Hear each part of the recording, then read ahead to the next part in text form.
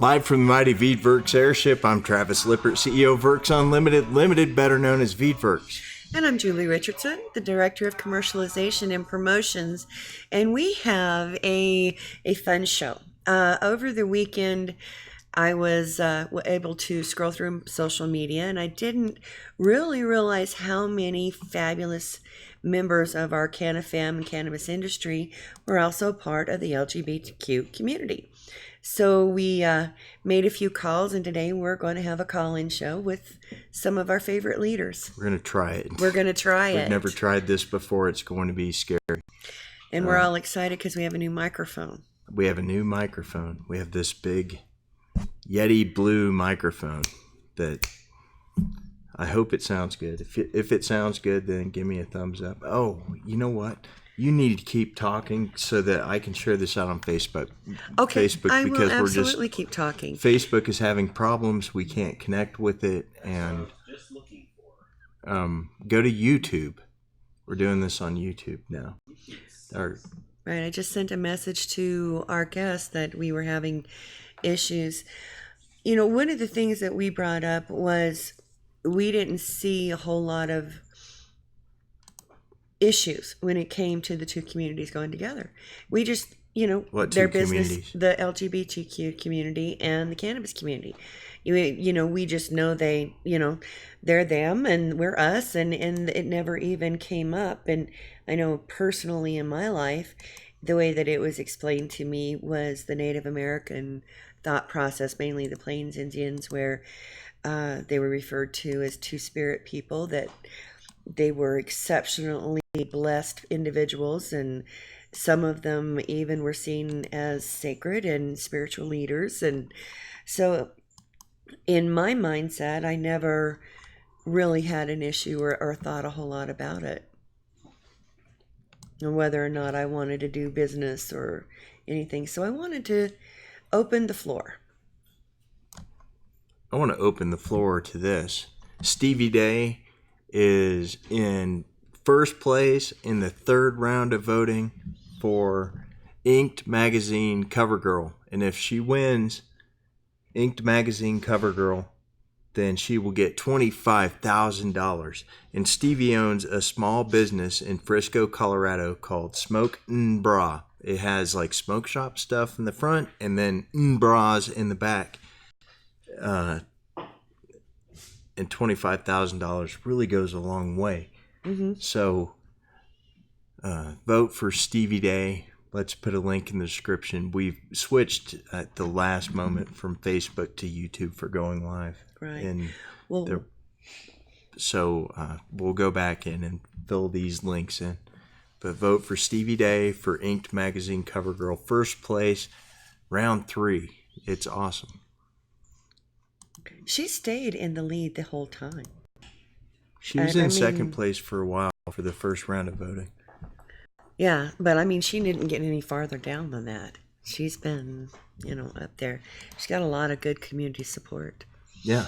Totally. So where are we on our Skype? Are we ready to do this? Yeah, let's try it. I see her. She's ready. Who's first this? One.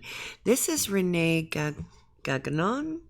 I'm sure it's French. Sounds like Gagnon. Gagnon. I think that means like something to do with wind. Really? Yeah. Well, so here she is. I'm Facebook friends with her, so I've been following her. Oh, that is so loud. Sorry. Okay. We're going to have to mess with that. Hi! I am so glad we got this together. Thank you for joining us. Well, we wanted to make sure that we touched out to Canada, and the more I read about what you're doing, the more excited I got. And so, yeah.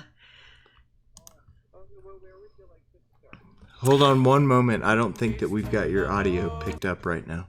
So I'm going to mess with that, and Julie's going to keep talking to you. And we are in Lakewood, right above, I would guess you say west of Denver. Just west of Denver is where we are. Yes. And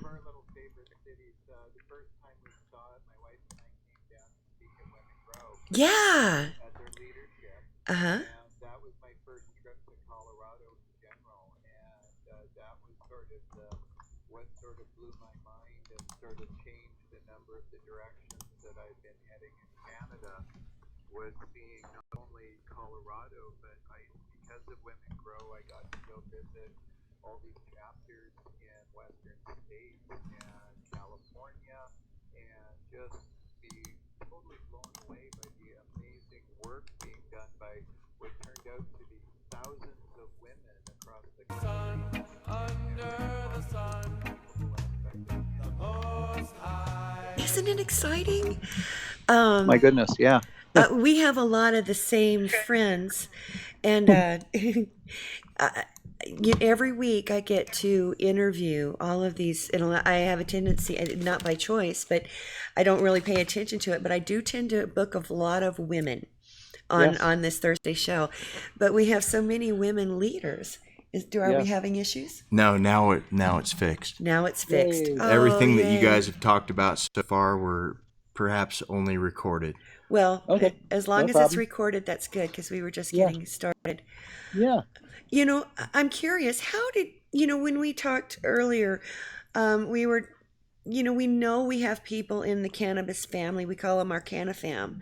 Yeah. But, and we've had them on our show, and what we've talked about was their business, or maybe they were a veteran or what have you. But we never really addressed the issue. We just didn't bring it up. It didn't matter, you know. Absolutely. And I think it should be like that. What we do in our personal time, that's us. And Well, there's two ways to look at it. When you're in the ally community, absolutely, but when you're actually an LGBTQ plus member of the community, talking about it is very important, because it's the not talking about it when the bad laws creep in and bad things start happening. So we understand that, at times talking about the subject seems like there's an awful lot of talking about it. But one of the things that I found complicated when I came into the industry after leaving the federally regulated space in Canada was the first time a woman told me that they had a topless trim bonus in California. And I said, what was that? And they said, well, they pay you more if you trim topless. And it led me down a rabbit hole of stuff I didn't even think was humanly possible, because the industry was outside the law. Bad people acted even worse. And I saw that a lot of what you thought was bad behavior in regular society becomes horrible behavior within this industry because of that absence of action. So LGBTQ people got it worse initially, basically hid in the closet and didn't really discuss it. When Women Grow asked me to talk on stage, it was largely to sort of break the ice on the subject, so that you could be one of the community members and out about it. It wasn't submerged so that people didn't have to consider it. It was actually now potentially a selling feature. And that's never been the case for our community. A selling feature? Excuse me? It was illegal in England to be a gay man till 1972. You could go to prison for it. So it being an actual promotional market, give us our 15 minutes, please. Have you seen by any chance Kim's Convenience? Yes. Yeah, you've seen it? I've only caught it. Yeah, I've caught it once. I think it's the first episode where he has a gay discount. And it is the most wonderful show. I think everybody should watch Kim's Convenience. It's a wonderful, heartfelt show. But on day, what you talking? Okay, see you. We greet each other. Interesting. Yeah. It just it's complicated. Sorry, you're breaking up, I think. Okay. Hopefully how do we sound now? Can you hear me again? Yes, sir. Yes. Is that better? Yeah, I can hear you now. Yes, ma'am. Yes. That's the thing Is there with another the click? Huh? Hold on. No, I think it's on my. No, it was me. I'm sorry. I made a noise and I thought it was the microphone. So I hear That's you, okay. and I hear That's okay. you. Okay. It's a new toy. Sorry, I Please. know that you have specific That's okay.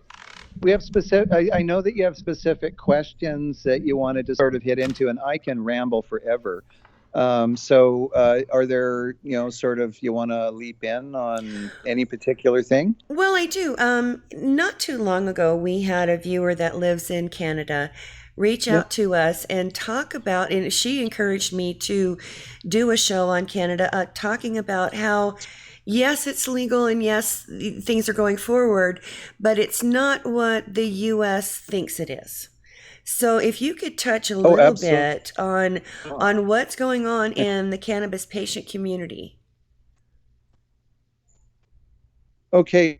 So the one of the implications is that the way things have in the states was Colorado using a states' right exemption and sort of horning it, and then each state taking it along those same lines to suit their, whether it's a medical directive or whether they conceive an adult use angle on it. In Canada, it was very different. It began with a series of what we call it the charter challenges. And we have a Charter of Rights and Freedoms, which was brought in the early 80s, our first constitution. And that sounds kind of silly that it was in the 80s, but we're a former crown colony, and England used to basically administer us. And so that was our first constitution. And our current prime minister's dad, Pierre Elliott, he brought in that charter, and it was revolutionary, and he jammed it through everyone's throats, down everyone's throats, before anyone had a chance to really ponder it deeply.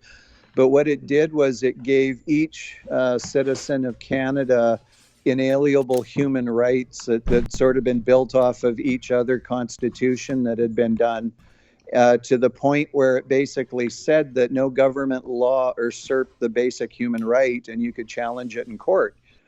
And one of the health and happiness and the right to well-being part of it triggered court cases that sick people had the right to use cannabis as an option, as a valid treatment method.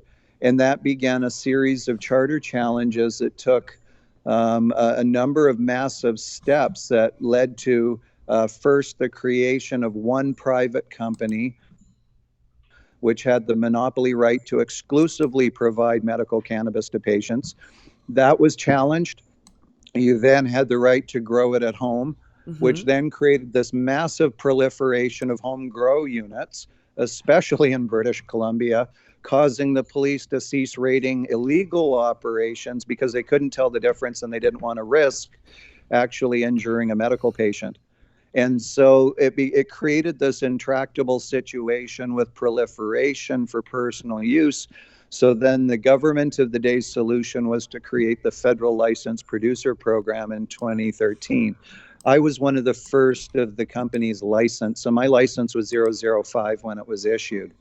And so my company was called Thunderbird. It's now called Emerald. And I was in the first group of companies, and I was the fourth publicly traded cannabis company on the planet. So How that, exciting! well, that was the exciting part. But at the time, it was again federally regulated. You had to pass a 10-year security background check, would be like going to work for the CIA or FBI.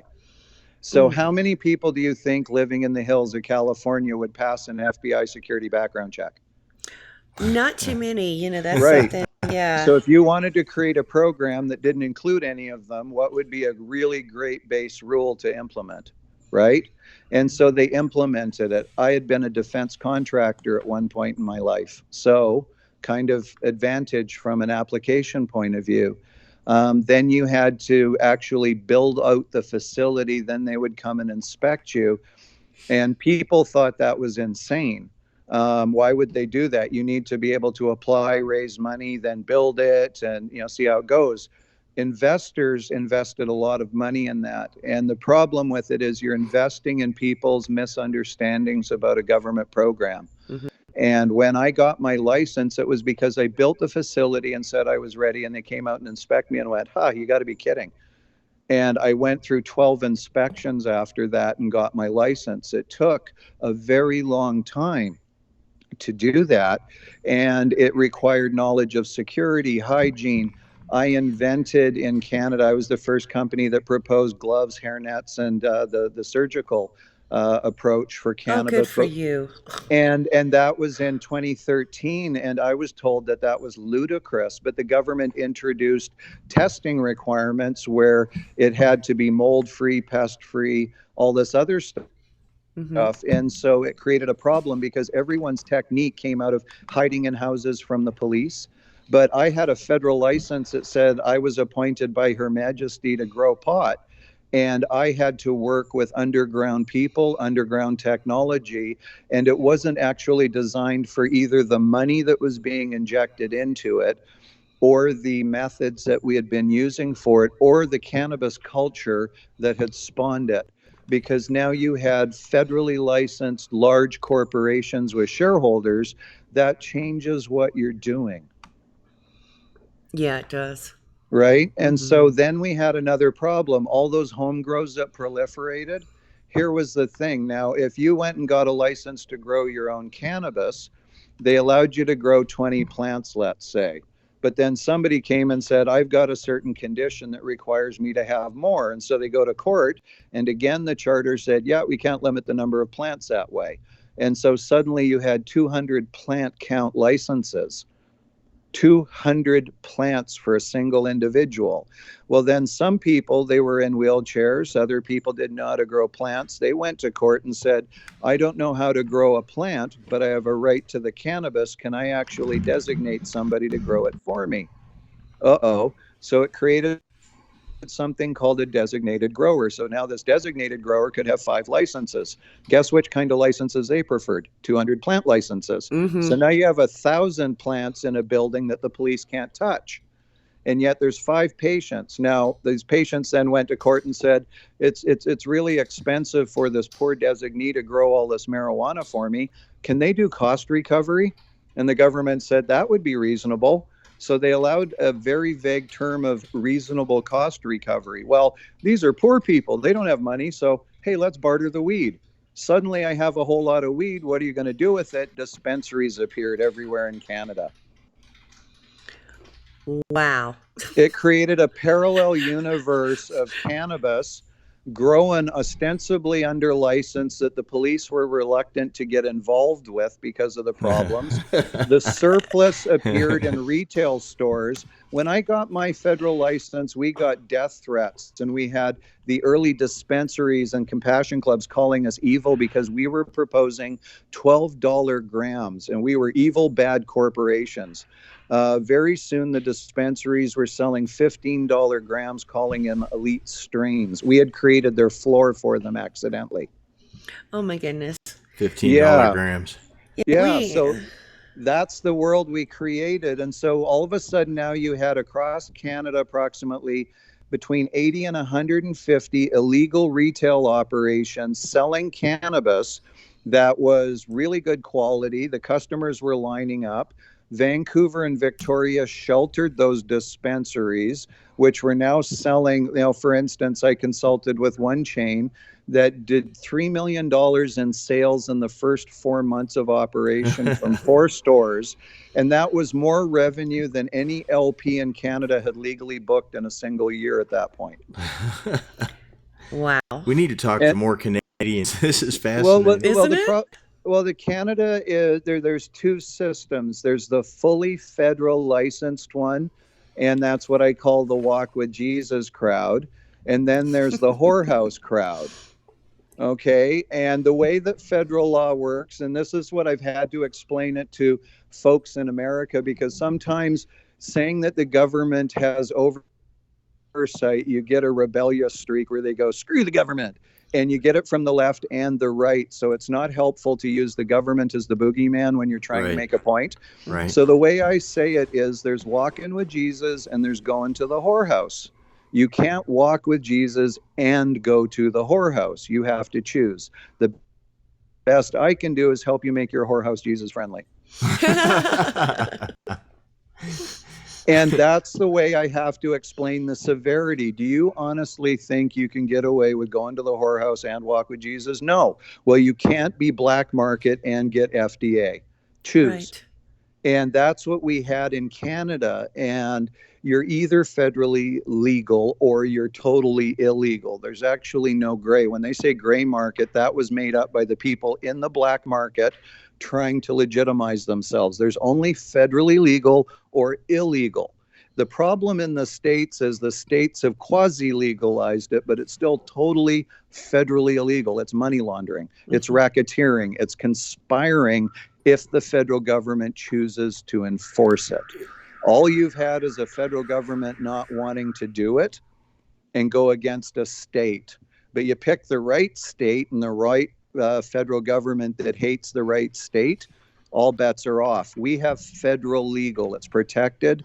It's enshrined in the charter for medical patients. What we're going through now is, what does medical mean? Does medical mean free? In Canada, we have free medical care, and it's tax-free. Oh, that's right, you do. Is taxed. Right, cannabis is taxed in Canada because there's no medical studies have established it as a valid medication. So in Canada, we have a conflict between our free national mandated health care and paid cannabis, which patients then have to pay for, right? So that's where the battleground in Canada is, on the fact that personal non-medical grow is for plants, which is medically useless if you're seriously sick. Getting a medical document requires you going to a doctor and convincing a doctor that smoking pot is going to make you better. It's surprisingly hard to get a classically trained medical doctor to fill out a 5-page document where they have to attest they're recommending cannabis for something for which there's no clinical trials.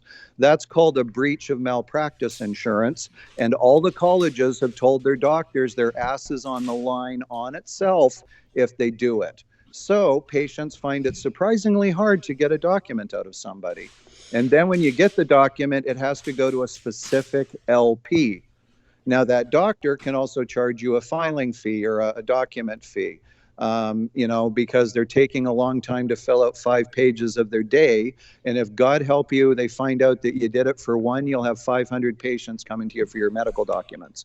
So it's a complicated process. And once the LP gets it, they have to spend approximately a half hour of highly paid time vetting the document, ticking all the boxes, checking them against lists, doing all this other stuff, confirming it's the address, it's all this other stuff, blah, blah, blah. Then the patient gets to go online and order it, and it's mail ordered to them.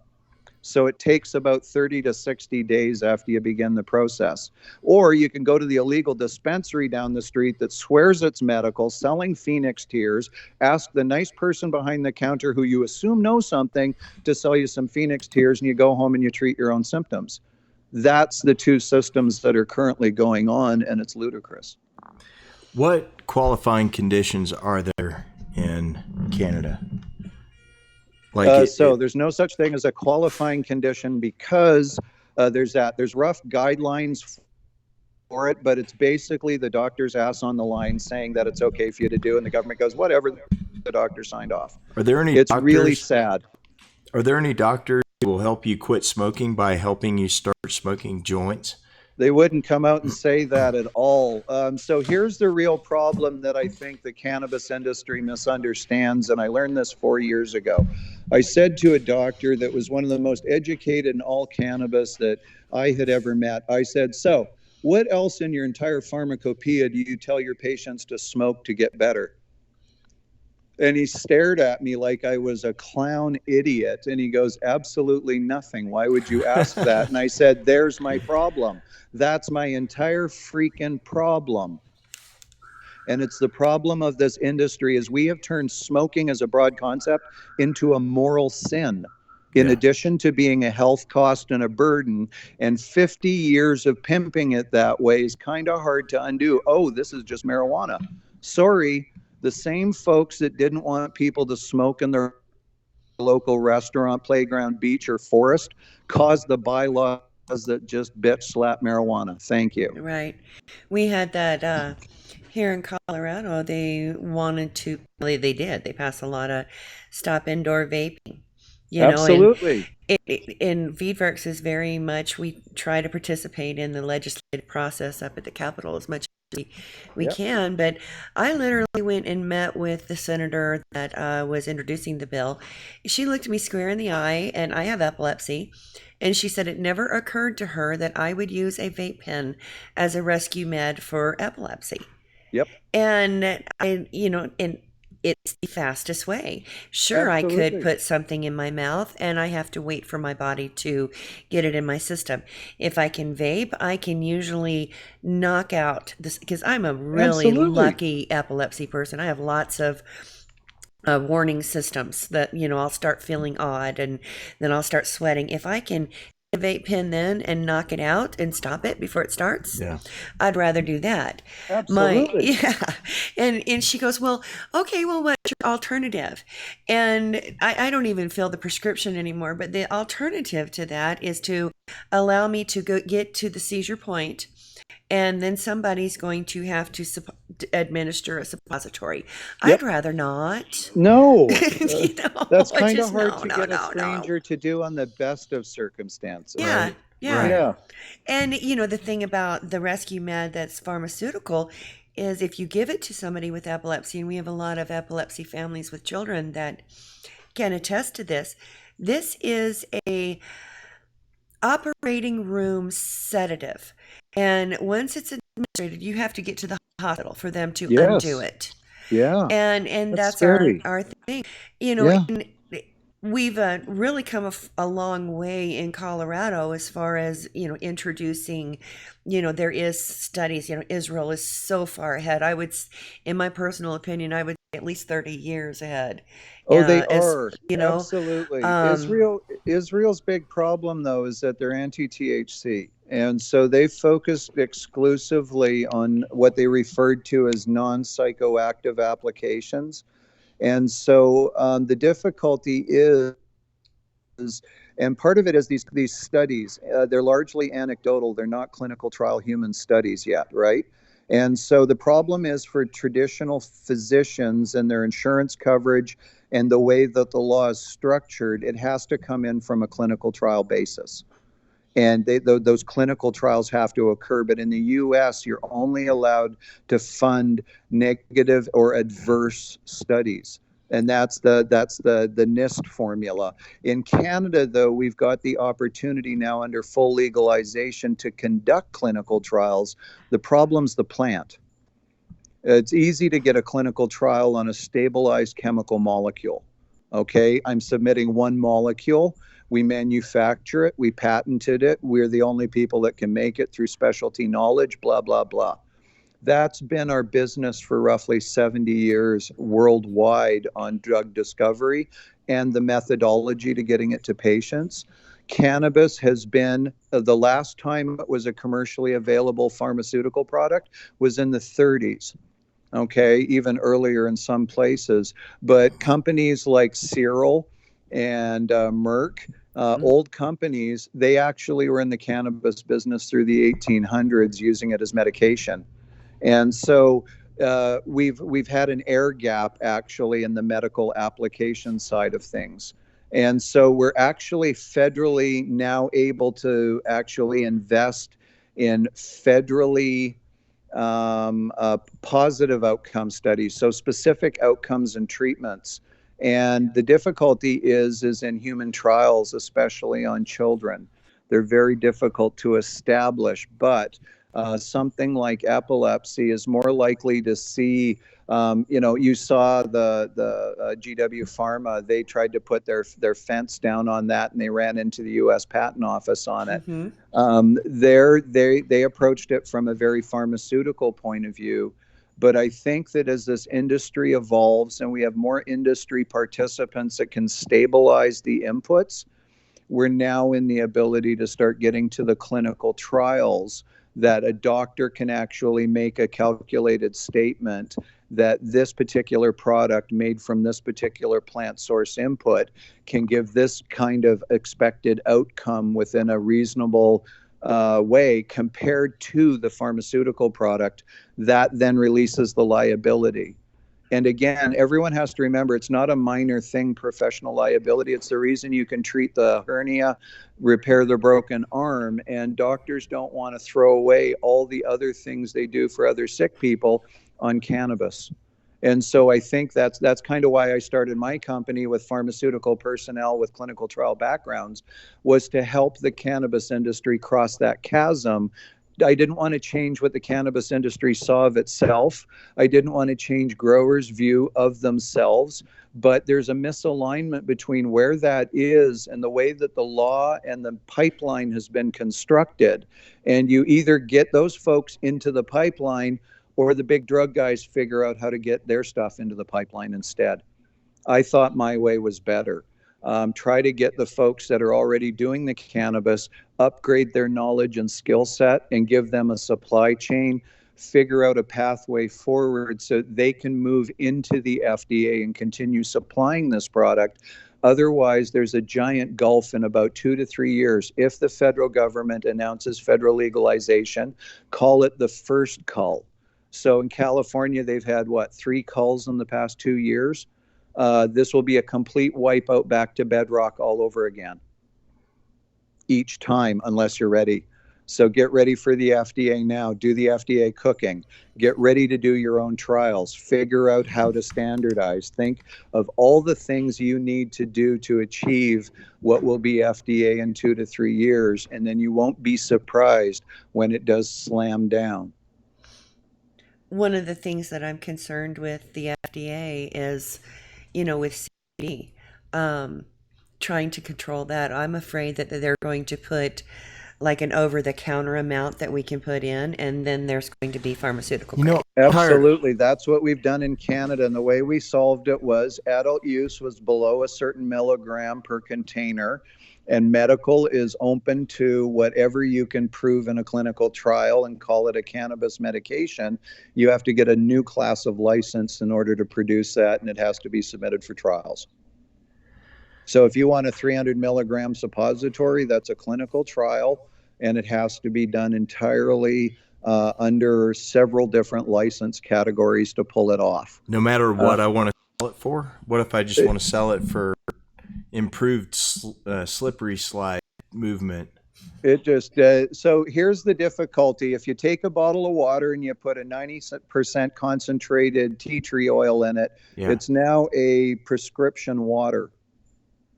So all those games that have been played up till now have only worked because it was already more illegal on substance than format. Right? If you switch to federal legal, you now have hundreds of applicable laws that apply to format, labeling, condition of use, implied use.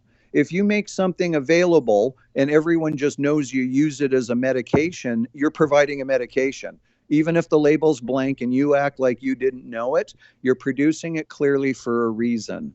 And if it contains CBD, it ain't a flavor, it's there for medication. And so therefore you're selling a medical product. That's the huge difference between legal and when it's illegal. When it's illegal, you'll go to jail for possessing it. They don't charge you for the fact it was a suppository. But the FDA will fine you, charge you, and put you out of business and ruin you for it being a mislabeled suppository with a shitty statement of claim. They have more power than the FBI and the DEA did to screw you up with the full permission of the state and federal government at that point. Federal legalization undoes the state legalization. Everyone forgets this. This is state creating a bubble in the presence of a federal system it's against. Once it federally legalizes, it would be like Montana saying you don't need seatbelts in a car. Well, no, they can't make that actual thing. That was a nationally mandated thing. You can't have just separate rules for airline maintenance in Montana. That's actually a federal law that they said the states can't make any rules on. So there's certain things like California, they're a big enough state. They have their own extra layer of quality control and standards on their own drug industry on products sold within California that are in addition to the existing federal stuff. So California will always be higher plus federal. On December, I think 15th of 2016, the DEA put out a letter that said that hemp-derived cannabinoids were still Schedule 1. Abso-freaking-lutely. And that was part of a post that I tried to make online a couple of weeks ago. And I take away the word cannabis because everyone has their pet feeling about cannabis. I use the word heroin to explain how the government feels about the subject. And so this was my way of sort of describing you can't have craft heroin. It's just heroin. If you make heroin out of potatoes, it's not potato concentrate, it's heroin. Okay, because the substance at the end is still heroin. So CBD from THC is the same as CBD from cannabis to the federal government. They don't care where it came from. They do, they control the substance. But they do, because the federal government says that hemp is cannabis sativa L with less than 0.3% delta-9 tetrahydrocannabinol on a weight basis. And that includes all of the extracts and derivatives, and as long as it is grown as hemp. Correct. It's grown as hemp within their definition of the term. The problem is wily human beings vastly extrapolated on that to mean they could extract it into oil, refine it into concentrate, and turn it into a medical suppository and sell it at a medical dispensary to sick people who are walking in there looking for medication. Right. And I'm here to say, ain't happening. The reason that the federal government is talking about hemp is there's a lot of red state tractors that can't sell canola to China right now.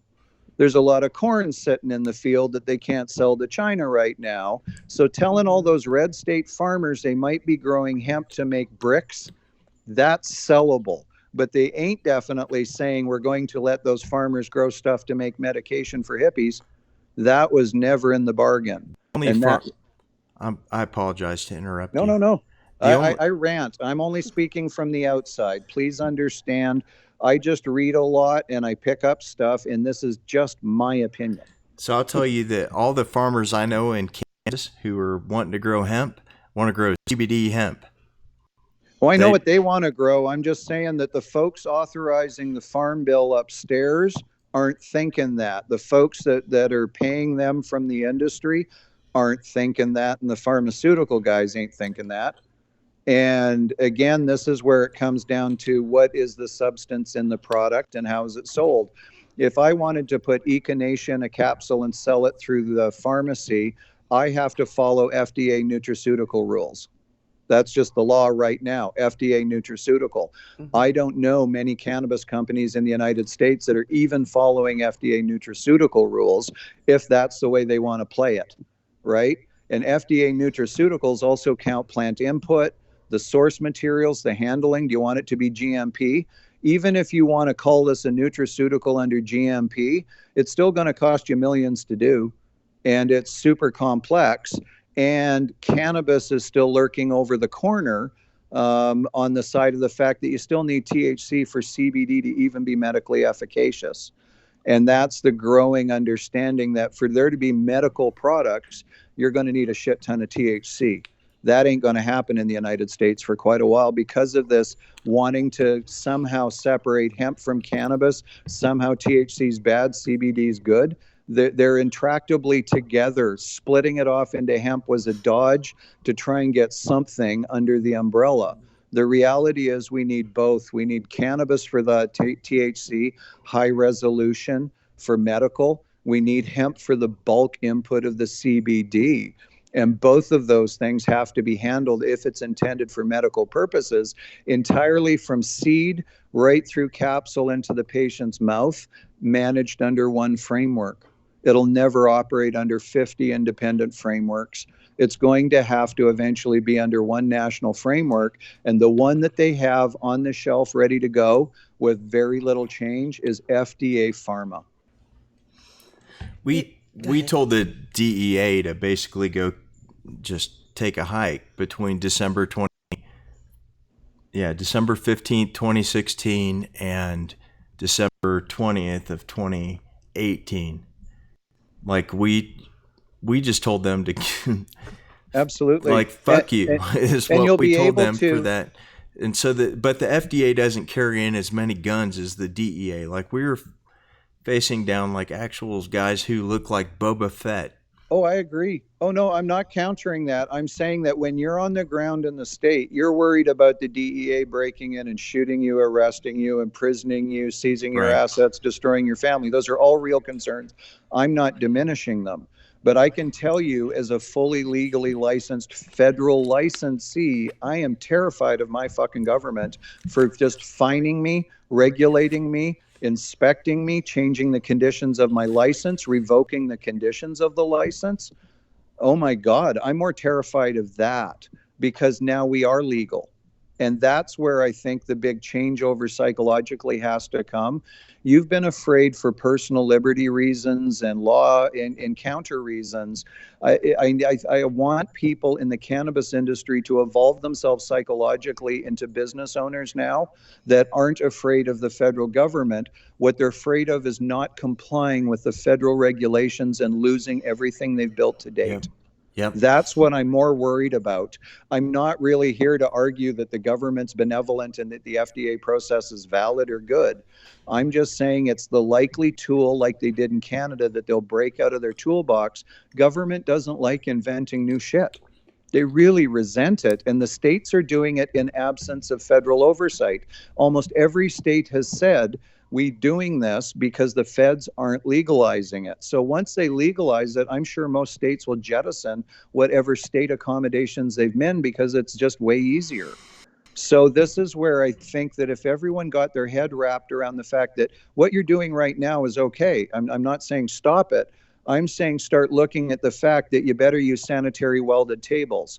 You better start thinking about the word GMP and how expensive it is. Stop buying your freaking Ferraris now and start investing it in laboratory equipment, mass spectrometers, and the people that you'll need to run it so that you can do your own in-house validation so you don't send your entire crop out and have it rejected.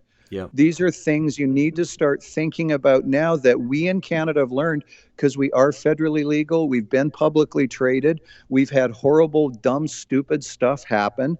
And we've seen the consequences of what happens when you say, screw the government. They take your license and you lose what you've built. It's gone. All your shareholders are now out. All the millions of dollars they've put in, your employees lose their jobs.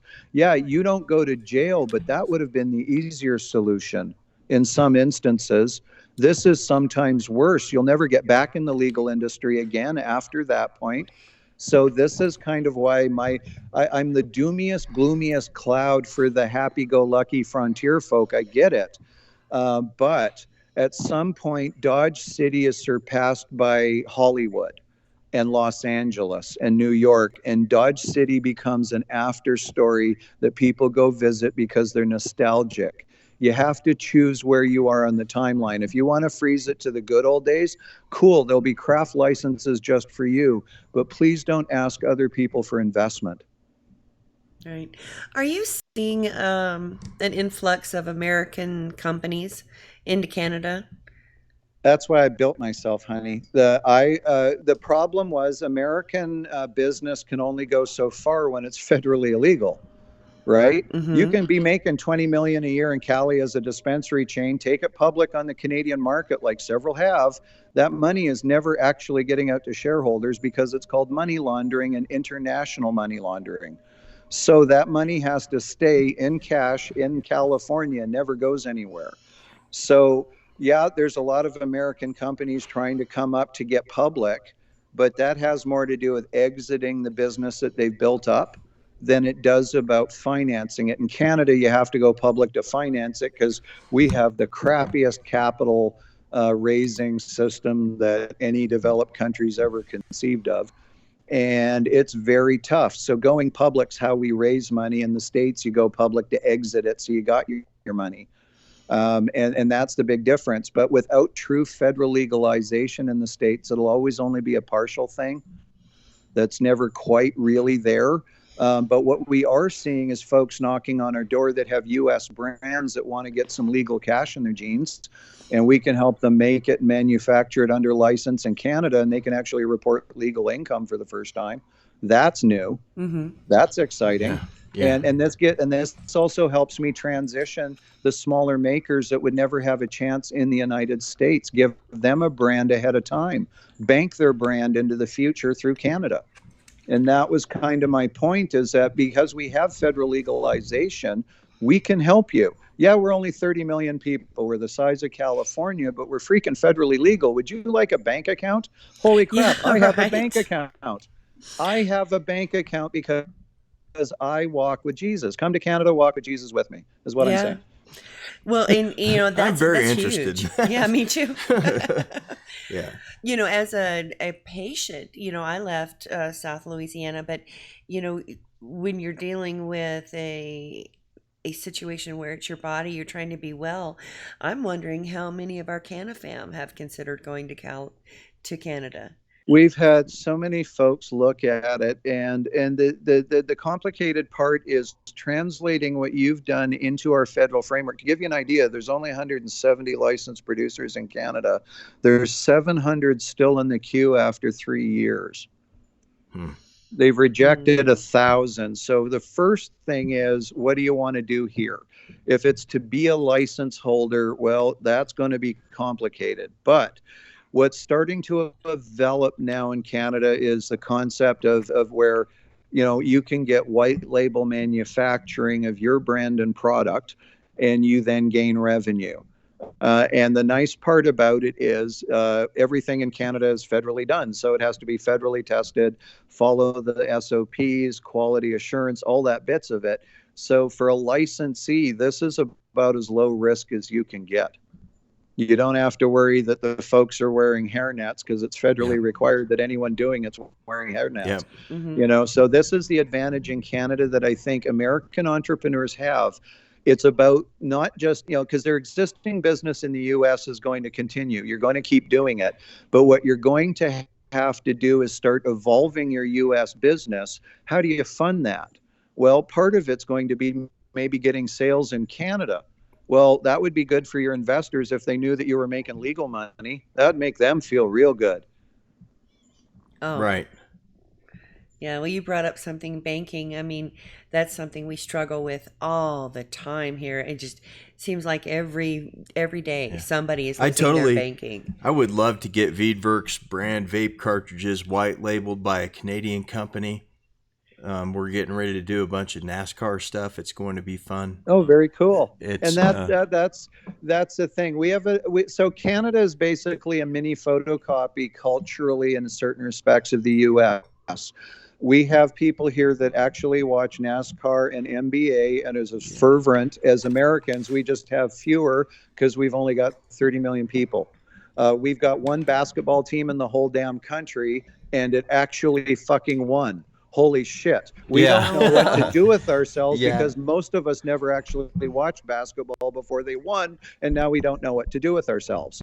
But we're incredibly fucking proud that we did it, and we applaud greatly. But we're a small snapshot. We have folks that watch NASCAR. We have folks that wear camo and bow hunt. We are not any more homogenous than Americans are. So if you've got a market in the United States for your cannabis product, I can guarantee you that there'll be an identical market in Canada for the same product, and they'll probably be shocked as crap because we haven't gotten around to any of those products yet. So here's the thing. Canopy may be the world's largest cannabis company. Nobody has smoked a single one of their vape cartridges to date. They haven't been allowed to. So if you do it, you'll get a vape cartridge on the shelf the same time as Canopy, and a customer chooses at that point in time. And that's actually what capitalism's about. And you heard that from a Canadian. Yeah. Oh my goodness. One of my favorite discussions we've ever had. I love it. Thank you. This is one of the times when I know as soon as we're done, I'm going to go back and just listen to it again. Thank you. This is fascinating. I appreciate this opportunity. I'm a fan of what Americans have done, what ordinary folks have done in their communities, from the compassion clubs that helped the LGBTQ community through the AIDS crisis of the 80s and kept them alive. I got to meet a lady that was part of a lesbian collective up in the Emerald Triangle that delivered £1 a week to the Men's Health Center anonymously for a decade. They'd ring the doorbell and run away. Oh, bless her heart. They didn't want to embarrass the folks, but they wanted to do something because they felt powerless. And these are the stories that I collected through my life before I was ever legally allowed to participate. And part of what I'm doing is trying to figure out, how do I honor that and make it better? Take that same people that cared so much, but give them a new set of tools so they can care for more people, right? It's compassion is beautiful, but feeling powerless to exercise it is demoralizing, right? And so part of the problem within our industry is compassion fatigue. We care deeply and we feel thwarted.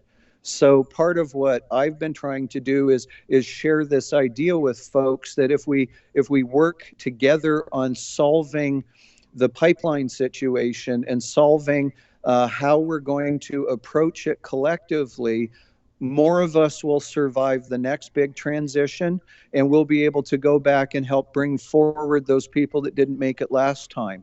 This is going to be a rolling process. There's no magic line in the sand that we'll cross it, we say it's done.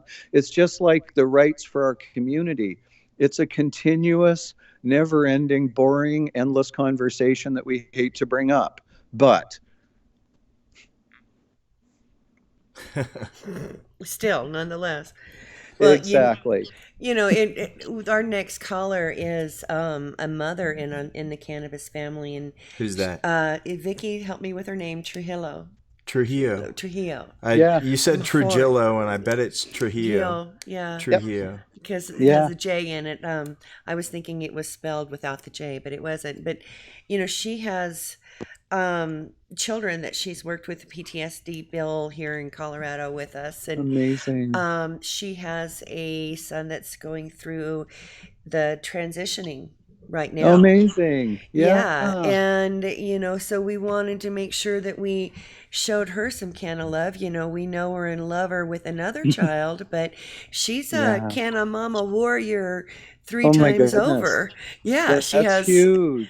Yeah, she has a child with autism and one that is dealing with PTSD, and then now we have her teenage son that's now. Yeah. And what's sad is I reached out to several youth facilities and offered the opportunity for them to come on.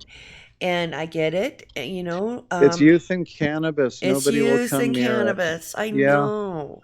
No, and this is kind of why I secretly like the way. Well, I'm not secret. I'm very vocal about it. I like the way that Canada's bifurcated the systems between medical and adult use, and the reason why is medical allows us to destigmatize it. The sooner we get to the clinical trials and doctors prescribe it as a matter of course, that stigma that parents face in talking about children goes away. The problem is if it's dual purpose, that's where you run into the difficulty. As long as it's flower, we can't talk to children. But the moment we convert it to a medication with a clinical trial and a doctor can write on a white piece of paper and you can take it to a Rite Aid or a Walgreens, there's no stigma. Right. Well, and that's kind of the goal. It's not necessarily what we all want in our craft universe. But if we're talking about medication for children, imagine if you showed up at your pharmacy and they went, oops, we're all out. The crop didn't come in, but we have this perfectly good thing we've never tried. That's the way we've been doing it with cannabis. We can't do that anymore if we're talking seriously about people's health. If we believe it's true, and I believe it's true, this is the best damn placebo the world's ever come up with, by God.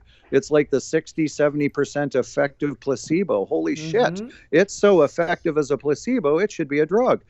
And this is where I'm saying is that we need to have confidence in the fact that everything we say is true about cannabis and it'll pass a clinical trial. Okay? A clinical trial is just proving what you believe. Cannabis has proven itself. You're a proof. You use it, on yourself. So why are we afraid of the clinical trial that proves it? And the problem is we believe that clinical trials are owned, and that's partly true. So why don't you own a clinical trial? It's because you've been taught. That's what you've been taught. Because it's bullshit. Well, that's what you've been taught. It's bullshit if you can't achieve it. It's awesome if you can get it. Trust me. I want to take Coca-Cola and I want to take Pepsi. I want to mix those up into one drink called like Uber Cola. Only sell it on Uber rides. See, there you go. Half price. And both of those things, we both know that neither of them is going to kill you from that one drink. Oh, I get it. And we I get it, but church folk drink sugar and they don't see it the same way. But what we if need I to could change get those you... church folk? Cause seriously, we need to change those church folk because. But I know I'm that less CBD. Less of a philosophical formatter than I am a structuralist. So Yeah. What if I can basically take this racist old bat in Kansas City who is 85, has never ever going to change her ways, she's homophobic, all this stuff, but she has metastatic cancer. Now, if I'm a cannabis person who believes that I have a medication, I can take two choices. One, say that, okay, lady, if you won't smoke my magic flower, you're just going to die. And anyways, you're a racist old bat, so who cares? Or I believe that I can actually help her. And if her doctor can write on a piece of paper some magic scribbles no one but a pharmacist can read, and that pharmacist hands her a package that the health plan pays for, she goes home and shoves a suppository up her butt. And after 6 months, she no longer has cancer. I've helped that woman become a healthier human, thus have a chance at changing her evil batshit ways. You literally just described my grandmother down to the geographical area. Oh, that's right. Oh my! You did. You literally just described my grandmother. You should have heard what she called Brazil nuts. She died from metastatic pancreatic cancer. And I grew up with the word you're thinking of, my friend. I grew up with that. My mother, my 83-year-old white woman mother, who's never actually probably talked to a black person, still uses that phrase, and I know exactly the phrase you're using. A bullshit phrase. I grew up with all of that in Canada in a total absence of African people. So that tells you that racism doesn't actually require an opponent to be infectiously stupid. No, but for my grandma to have not died from that cancer would have required the type of products that you're talking about. And this is what I mean is that I believe that this is a medication because I trust in all the people that have gone before me that have said so and tested it on humans. We've had the largest unlicensed human testing. It's war crime level human testing, if you think about it, of cannabis, and we haven't killed anybody. So that proves the safety. So imagine in a clinical trial how much time you have to waste on safety protocols, right?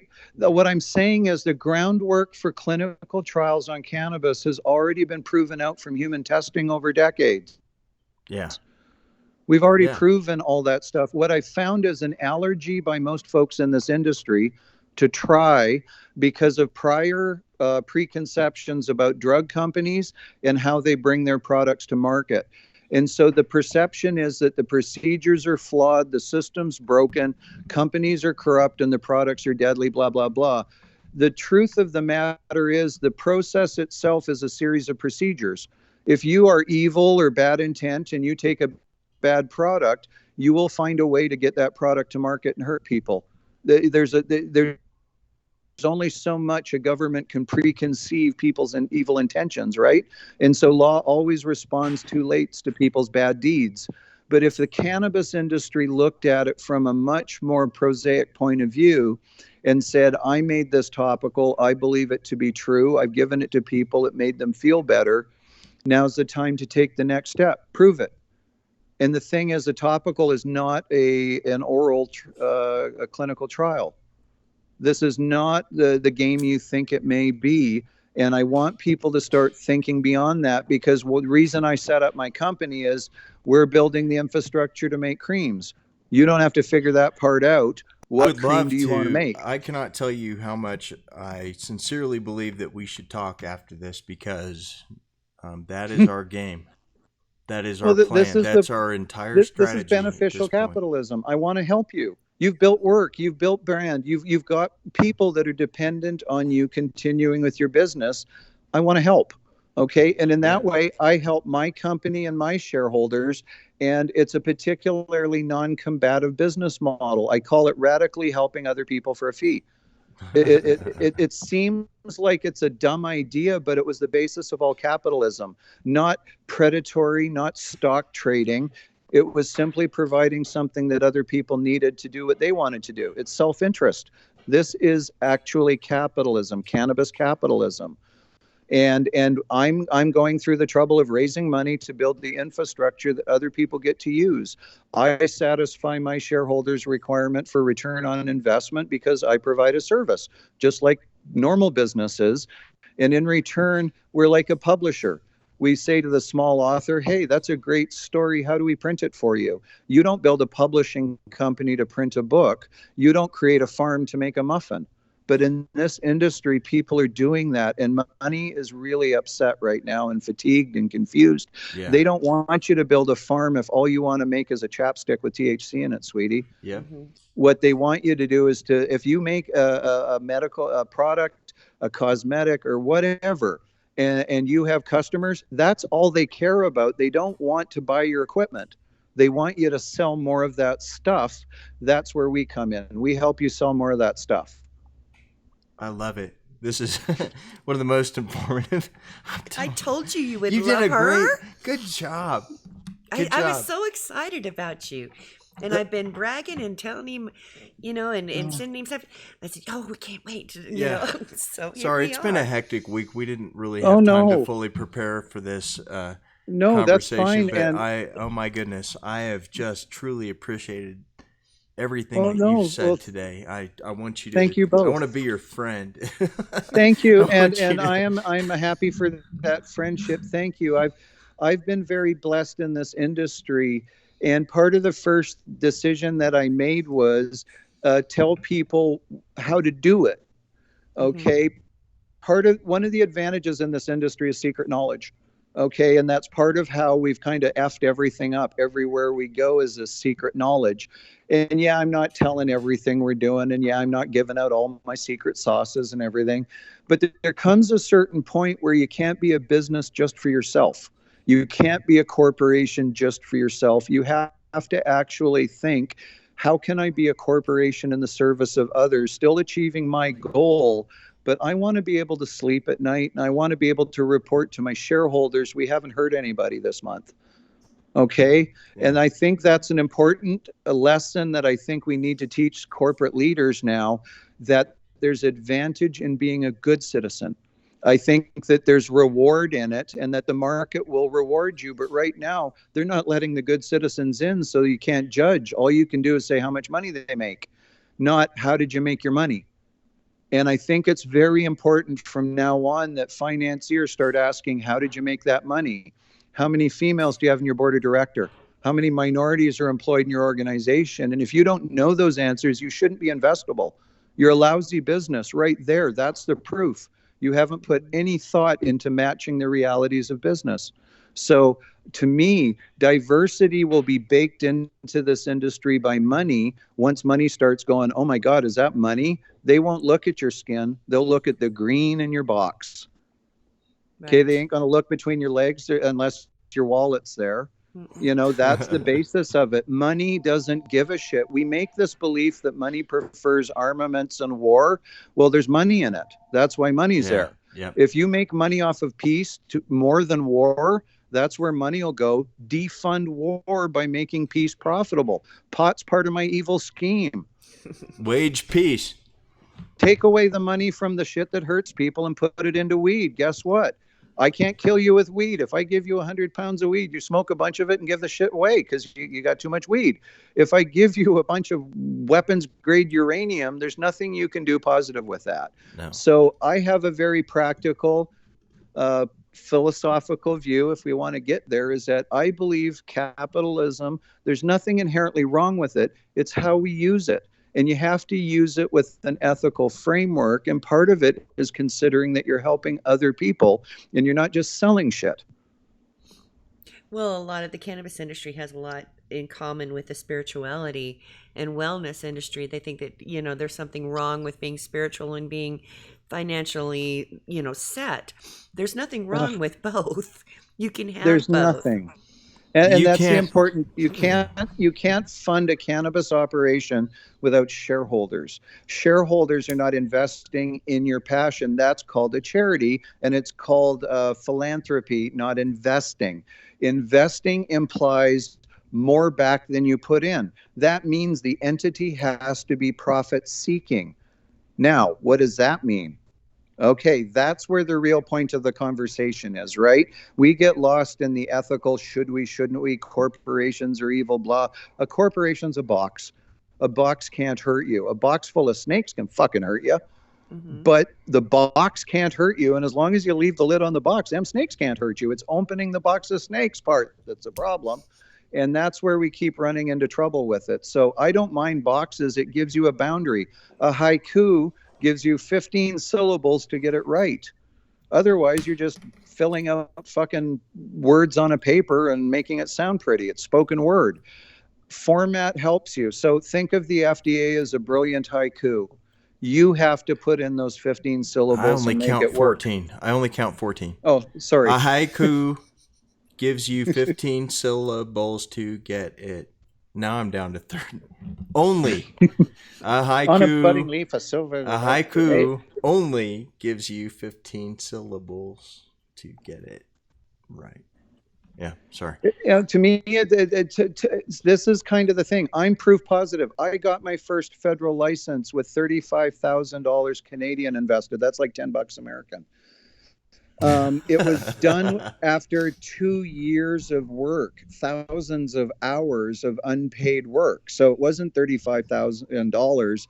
It was hundreds and hundreds and hundreds of thousands of dollars of my time. But I got a license on that. So I tried to basically prove there isn't a conspiracy, there is no political influence, and it doesn't require these giant bankrolls. I was trying to prove that it could be done for my own sake because I didn't have political connections. I wasn't rich, and I didn't know what I was doing because nobody did. It was the first group. I got a license, and then I was able to take that company public. And the part of that point was after I went public, I transitioned. Oh my God, now I'm a trans female of a public weed company. Horror. The world collapsed, you know. That was a complicated time. But quite honestly, I'm here to point out that if you're a genetically born white female in California, what the fuck's holding you back? Right. You know, okay. No need to complain. And that, right? And if you're a white guy crying in your cornflakes, fuck off. Officially, fuck off. Yeah.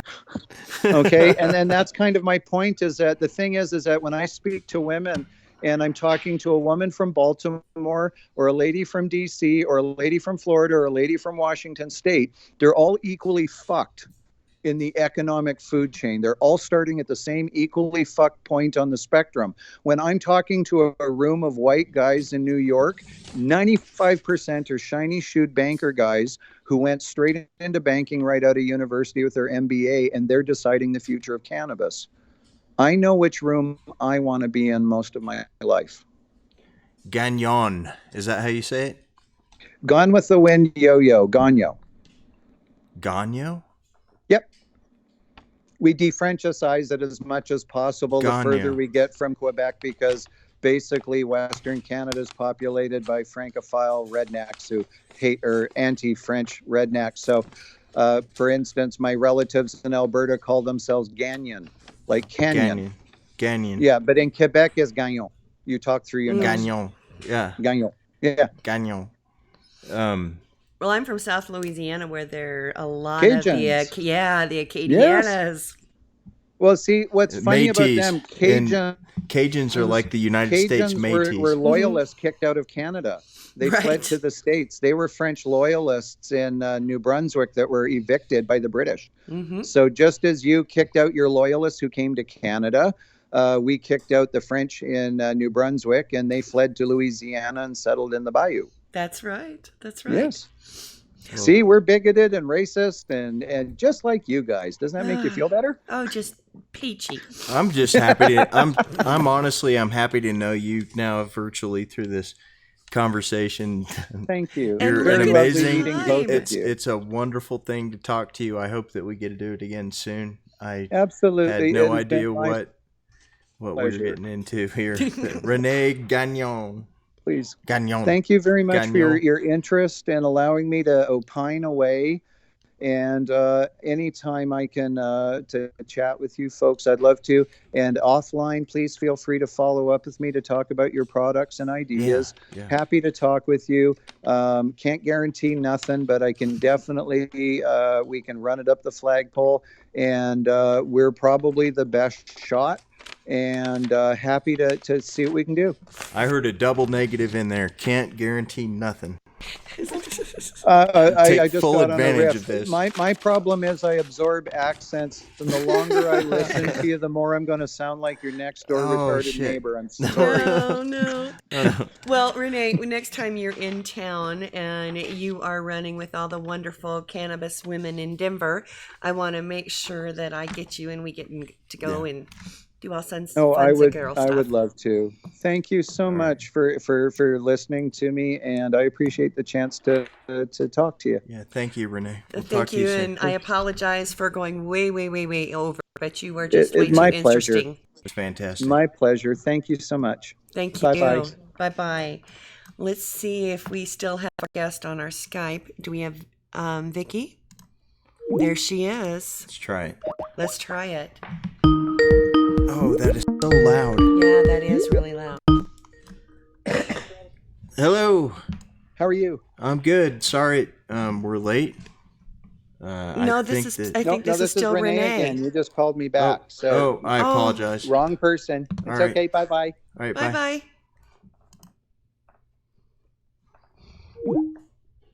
Vicky. Yeah. Oh, it's so Jeez loud. Louise, and Merry Christmas.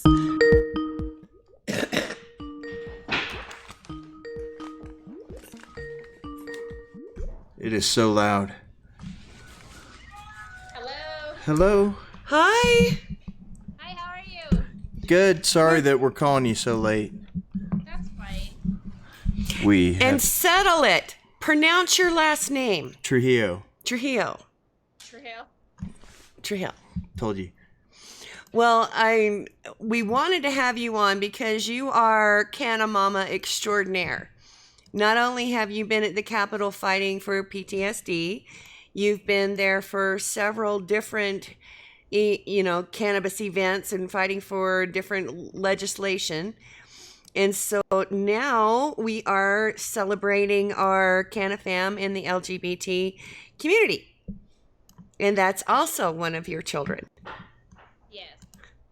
So share with us about Jaden, what he's doing right now. He's going through treatments, right?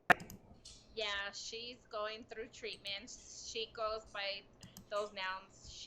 That's right. I apologize. That's fine. She goes by. I'm sorry, I missed that. The she noun. The she pronoun. She pronoun. Mm-hmm. Got it. So, and where is she on that journey now? She's already had her 4th hormone shot. She's on hormone blockers. Mm-hmm. Now, I have 5 kids, and at that age, with a teenager, you have raging hormones and emotional. How is this, is this affecting her in any way like that?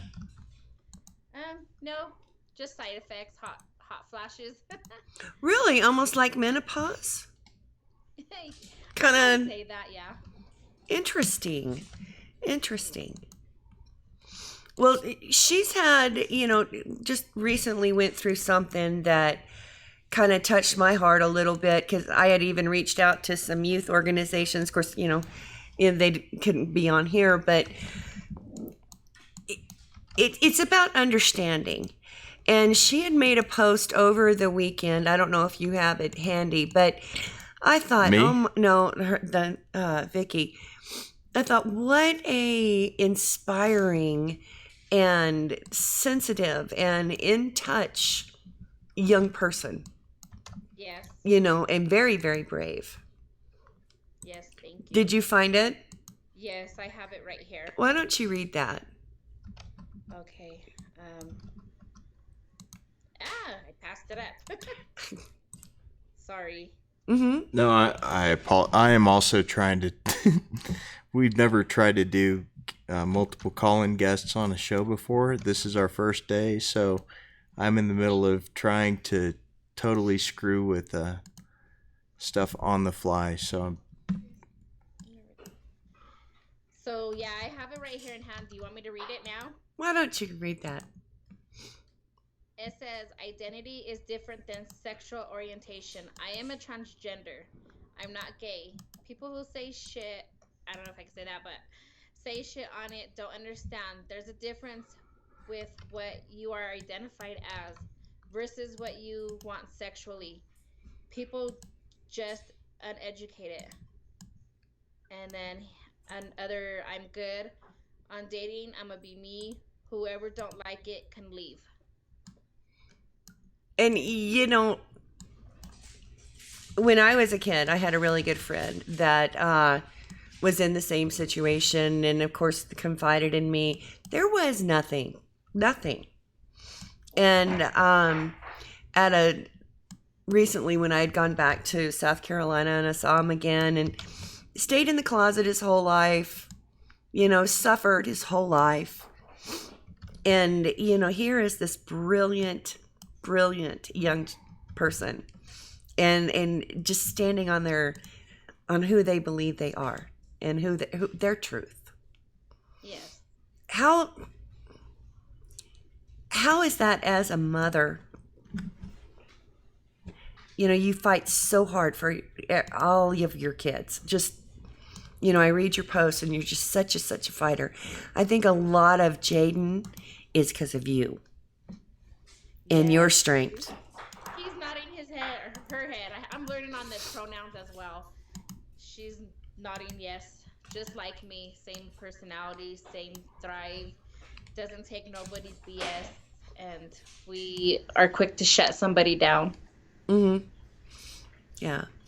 So where does she see herself in the next 5 to 10 years? Come on, hurry. where do you see yourself? Where do I see myself? Where do you see yourself? A fully transformed. But she sees herself in, by then, probably fully transformed. Nice. Now, do you feel supported as a mother when you go in for medical? I know there's another family that has a child that's also transitioning, and she just does not feel the love and support. Where we go to is a whole nother clinic. I found it just by going on the internet, and that's where Jaden gets her shots at. I believe it's Salud Health Clinic in Commerce City. So the doctor there I believe, works with transgenders. Very supportive there. We get a lot of support from a lot of people, a lot of friends, family. Jaden does as well, mostly Jaden with his friends, her friends. But then we're going to always have that little tiny little group of people that don't understand it and that just hate on it. Right. And I'm just so thankful that you are getting support.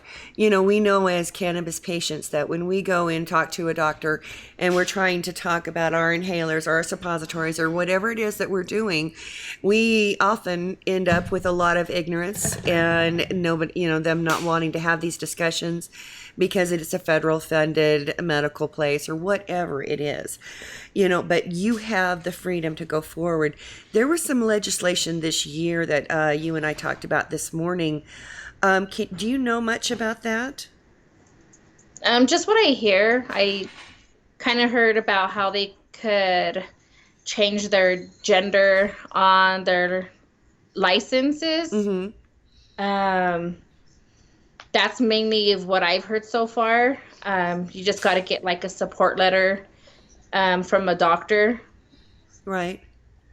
When I was doing casework after Katrina, we had a woman that was trans, and what had happened with her is she had the condition where she had an extra chromosome. And it was so hard for me Like to, Huntington's yeah, disease? you know, when she was born, she had underdeveloped genitalia, and so they just made the determination, you know, and let it go with that. But once she got older, she started developing breasts, and she could have used the hormone therapy so desperately because it's like her body didn't know what to do. You know, it literally was half and half. You know, she didn't have testes, but she had breasts. It was all over the place.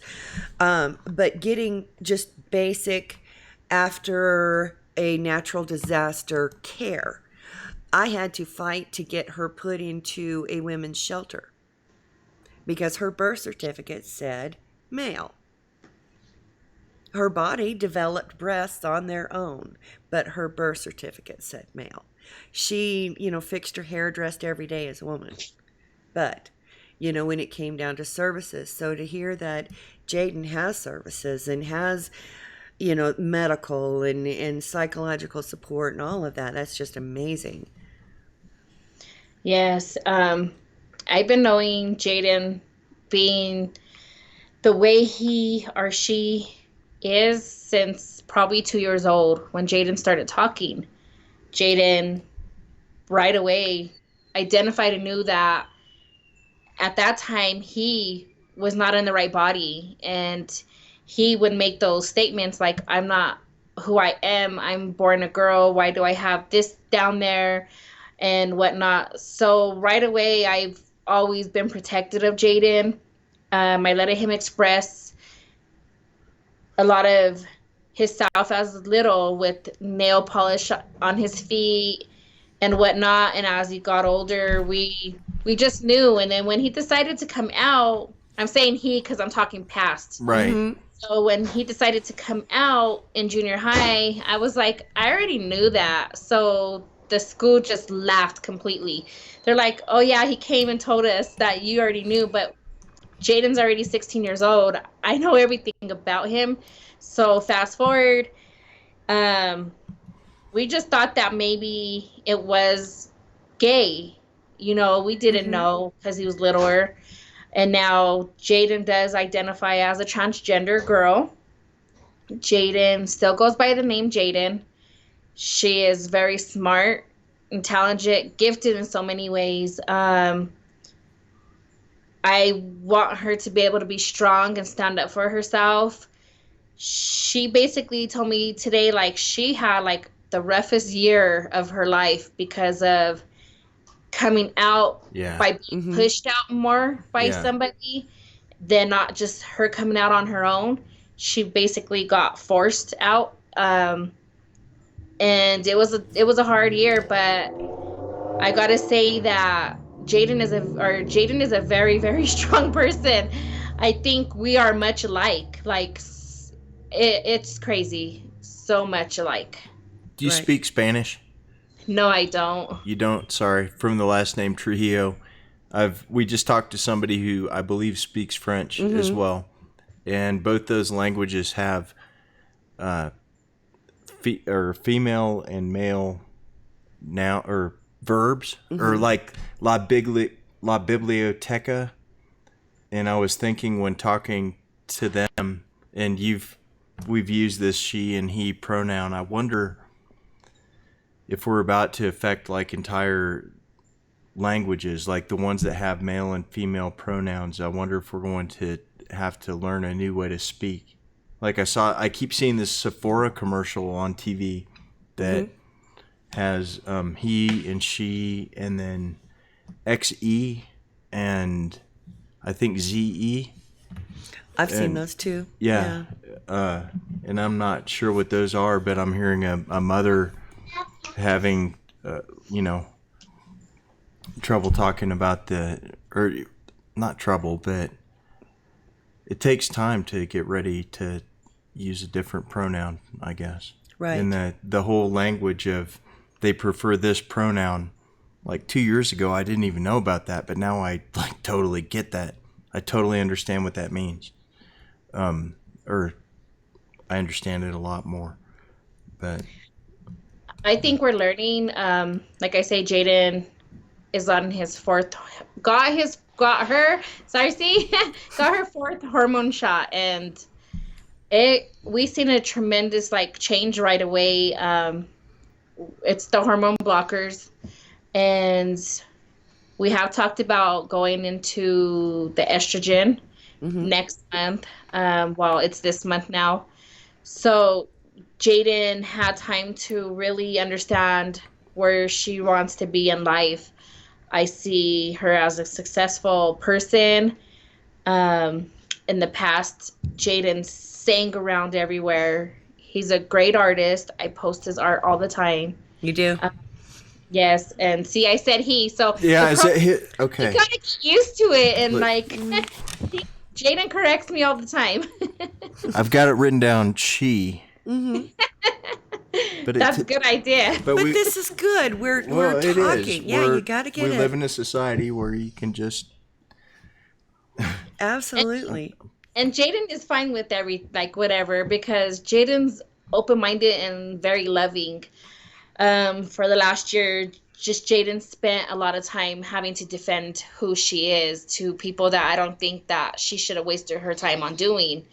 Jaden is a very strong-willed person, and to see that she had to post things like that and set everybody straight, it just shows that a 16-year-old mindset person is probably more mature than a lot of the adults out there that are being ignorant about the subject.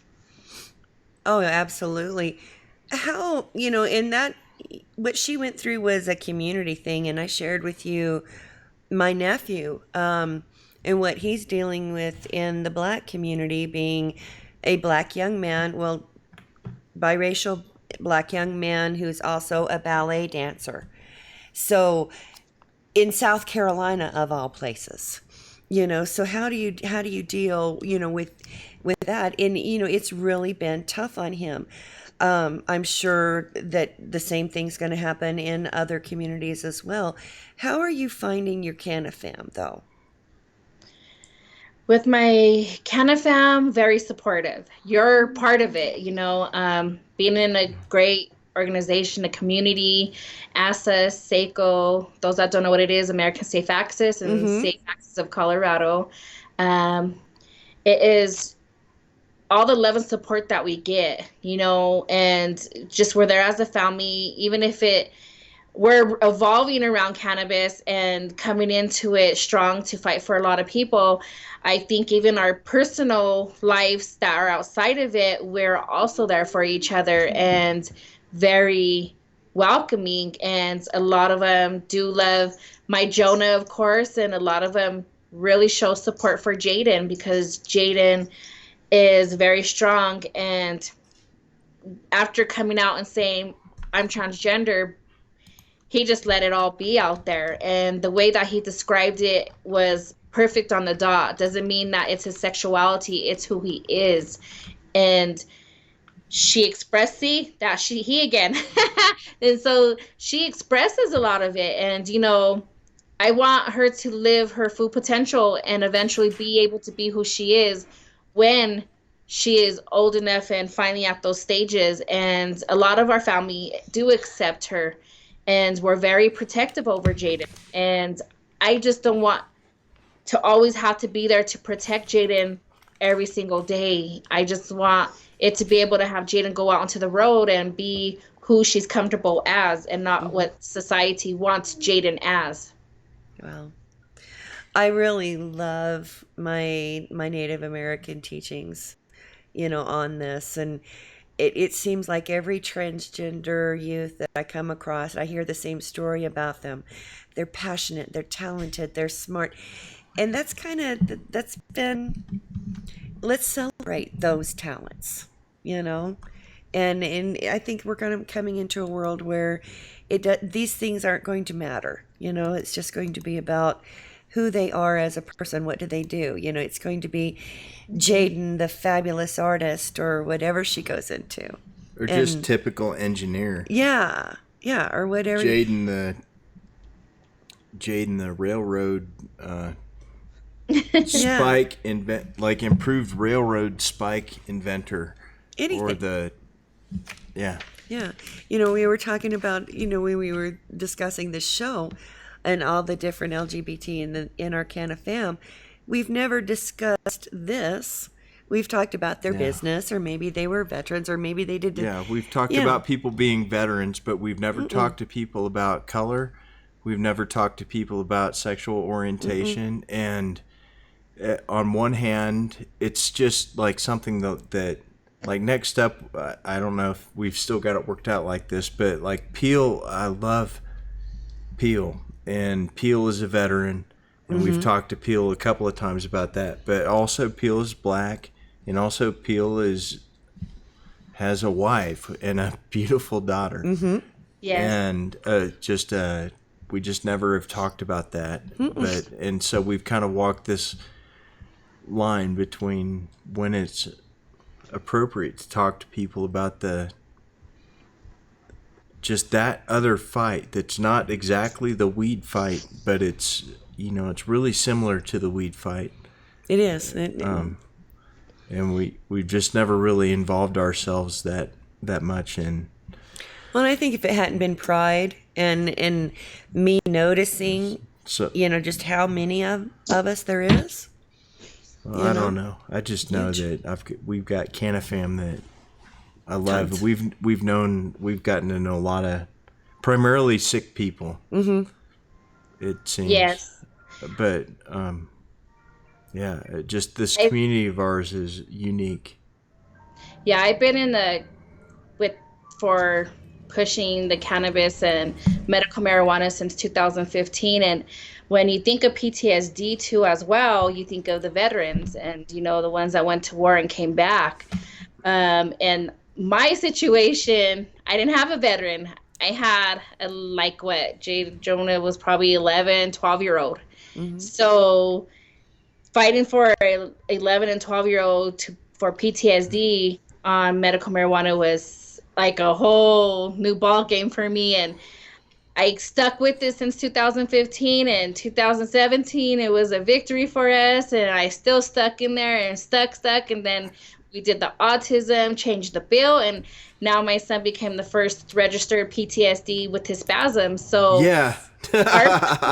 our family is so mixed. It's just like we have so much going on that I'm trying to be there for Jonah, for the cannabis and the schools and everything, and learning and growing and being on our best, and being so professional. I had to learn that. I had to learn how to talk to the legislators and all that, because I didn't have that. And being around all the cannabis community and learning and saying, hey, this is how we conduct ourselves, wear this, dress like this, and we go for it. And I was just like, all right, let's go. Didn't have a coach, just went and did it. And and I gotta be very glad that a lot of us put in a lot of footwork to get where we're at, and a lot of bills changed and added and amendments, and it was pretty cool, and I enjoy it, and I'm glad to be part of the organizations that we are. And as for having a transgender teen, I've always say God gave me somebody special, because Jaden is special to me.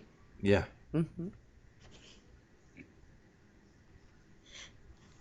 I know that there's people that don't understand,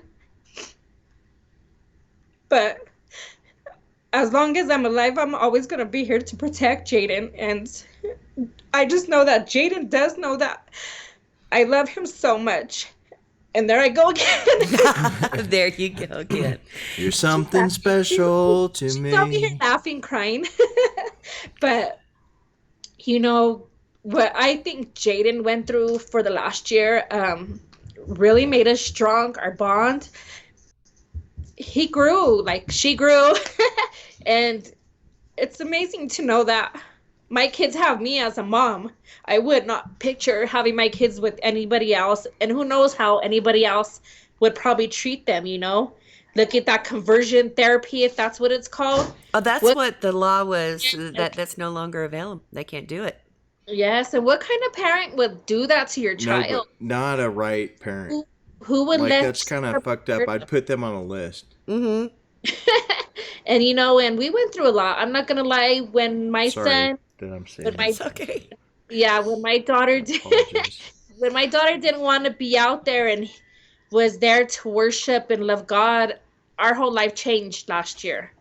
And, and it was a whole mess. We were so angry, and I got to see Jaden so mad all the time. And then, you know what? Finally, Jaden took it as a lesson, and he turned it into a positive, because if not getting pushed out of a church and people hating on her, she wouldn't have found who she was today.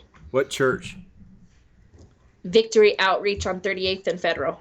Victory Outreach on 38th and Federal. Because Jaden was singing and was doing a lot of the outreach, and here's this amazing, talented, singing national anthem, and just amazing kid. And they booted her out because of the situation, and that's what I'm talking about. Community and family. Your Canna family would have never done that, Yeah. And it's so hard, and it's kind of like what my nephew was going through. We're doing some NASCAR stuff right now, and we need Star Spangled Banners sung. The sad part is Jaden, when we left in May was a year that just passed that we've been out of there, and she completely stopped singing. Is her voice changing back, or is it getting? Yeah. Jaden started hitting puberty at the end of that last year we were there. But like the doctor got able to check and see that Jaden is still in the puberty stage, I guess, and the hormone blockers is what stopped it to where it was the first shot. So he's already on her fourth shot. So we got a couple more shots, and then at the same time we transition into the estrogen. And then from there, it's going to be a whole new ball game for Jaden. But, just to know that we do have support, I just want to thank all those that support Jaden, that never really judged Jaden, that love Jaden for who she is. And I just want her to be, like I say, successful. Jaden is a gifted child, got, literally ALP, which is the Advanced Learning Plan, since third grade, but recognized in kindergarten, and had the opportunity to jump grades, and I didn't do that. Amazing artist. The singing, I love. I beg Jaden all the time to sing, and you know what? It's her choice. It was something that was taken in the wrong way. It was something that was, very people being vindictive to get that spot in that church and ministry. And, I had to really step back, and I had to ask ourselves, and I asked myself, and I went back and forth, because we were in the congregation for 5 years. Oh. And so we just really is there really somebody higher up there, who would do that to a child? Who would let these people of high seniority in a ministry do this to a kid? And so I found another church. But I'm the only one that goes by myself. I'm by myself, and I don't want to be by myself. I want my family there, but it's just, I guess, something negative could really affect a person. And I just want to let anybody out there watching, you don't know what someone's going through just because you assume. You don't know just because they are dressing like a girl. You don't know if they're even girls dressing like boys, what actually is going on with their life. It's not just they want to be a boy or they want to be a girl. There's more deeper than that. They're fighting their self, and it's not that they're fighting their self. They're fighting their outer appearance, that they're with. I have and that's the hardest thing to see, that your child is battling their self every single day and hating what they look like in the mirror. How old is Jaden? Jaden's 16 now. 16. My son is 12, and he's been going to track meets, and there is I assume, transgender female, meaning mustache, going through puberty and dealing with all that, and also deaf, and has been, and I watched the whole season of these track races and have had the experience of watching this person who is, well, I guess it's a she. Like she'll be a she. Her gender pronoun will be a she, but is currently just smoking people at track right now, and and peeing in the same bathroom as me, but at the same time wearing like a flower in her glasses while she destroys people. And I think about, I mean, I've seen it several track meets. It's the type of thing that makes like national news, but like what that person, what that kid, what that girl is going through is something very brave. And also she's deaf. Wow. Like Wow, that's a whole lot. That's it's a whole lot. And I've never seen anybody, didn't seem like like an Alabama track meet. You know, Yeah. like I've never seen any like brah brah brah, but obviously that person was born with dangly bits and is now kicking some butt in like 8th or 8th grade track. And it's just, I mean, it's interesting to watch. It's something that just, you want to create a world where people can, I don't know how we're going to work I'm just all sick this of out, labels. but nobody, I really am. All these labels, you know, like. It's a whole new era, and, you know, I just say we got to love everybody. You know, there's times that I just want to go, like, this is my way of saying it. Like, okay, I'm going to go catch me a case. Like, you know, when I see people be so wrong and disrespectful, and especially what Jaden went through, I, like, held back so much from probably going to jail multiple times, you know, and just an incident that happened the other night, you know, same person. And I think Jaden finally let it all out after over a year. He finally got to really go off on this person. She. See, you are listening. Good. Well, you're growing, Mom. You're learning. Yeah. And see, that's the beauty, though, Vicky. I mean, here you are. You're learning and you're trying. And I think of all the trans and the gay kids that don't have a mom that's as fabulous as you. Even saying that the gay kids. You're uncomfortable saying? No, you saying like all the trans and the gay kids. That makes me. Well, there's a lot of them. Well, I'm sorry. We talk about no need to apologize, but that's how new this all. Well, and see, that's why I'm so glad that there are, you know, fabulous mothers like this, and there is resources that are available, because when we were kids, if we had a friend going through this like I did, it was like a shh, don't you tell anybody, and now here we are. And they want to pray it out of you. Yeah. That's what they do. Well, pray out of you. What could you pray out of? That's something else that's touched my life, you know, being in a family that has the Mormon religion. Somebody very close to me married a gay man, and their family kind of tricked this person into it, and they married the gay away, and it didn't work. It didn't work. You know, and you can't pray it away, you can't marry it away, and you know, that's what needs to stop, is the away. You know, instead of making it go away, go, oh, okay, well, here, let me love. That's okay, you're you, and that's fine, and I'm me, and let's go on about life. Instead of making it have to go away. And what gives a lot of these people that opportunity to try to criticize transgenders, lesbians, gay, all that, is that they think they think because of a book says they're calling my child abomination. Right. And that's what we were told the other day, that it's an abomination. And their favorite word, because when you say you're judging, but their favorite comeback is hate the sin, not the sinner. So so they make you be celibate. Yeah, so my thing is when I heard that as, hate the sin but not the sinner, I could never, ever feel any type of way towards Jaden. I could see differently if Jaden was Jaden, a boy, all these years into a man, and then all of a sudden, like, hey, I'm going to be a girl. You know what I mean? It's completely, to me, I feel like it's a little bit different. Jaden knew who she was since she started talking.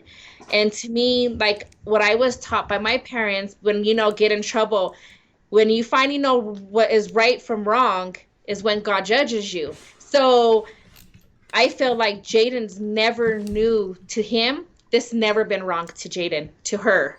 Right. And so I never labeled myself as a Christian or anything. And I believe, and I went for 5 years, and I grew tremendously. A lot of people will tell you how much I've grown.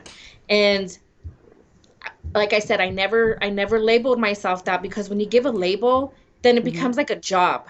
So yeah. When I was told that once you know right from wrong, that's when God could judge you. Jaden knew he was a girl since she was little, so how is that so wrong? There's no wrong there. They just try to justify why a person could judge someone, and to me that's wrong.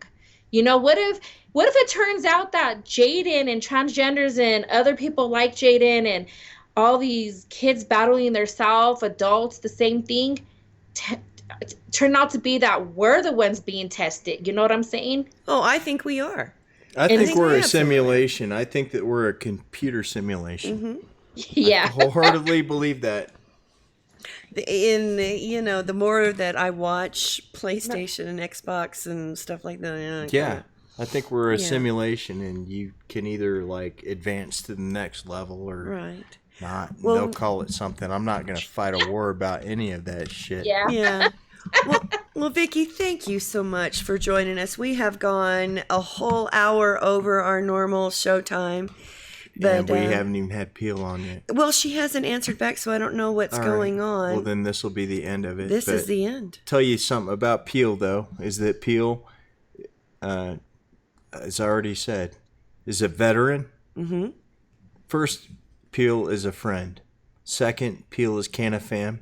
Third, she's a veteran. Fourth, she's black. And fifth, she's a parent. Gay, I guess. Mm-hmm. Or I don't know. And sixth, I don't know what pronoun to call her, but I love Peel. Mm-hmm. And it's my privilege to be able to just love Peel and not deal with Peel's other societal issues. I mean, we deal with the veteran stuff. With, and we feel the same way about you and your family. It's a privilege to not have to deal with these problems, and I recognize that. And it's hard to pronouns are going to be hard for this country for a long time, but I think we can agree with you because I'm learning. But Jaden's like, I go by she, they, and I'm like, what's a they? Right. So just like when we got his shot last week, real fast, I know it's almost over. Our doctor wasn't there, so a whole new team, the team that don't work with the transgender side. And it was funny to me. The girl sat down and right away asked Jaden, so when was your last menstrual? And me and Jaden just busted out laughing. And I was like, she's actually born a male.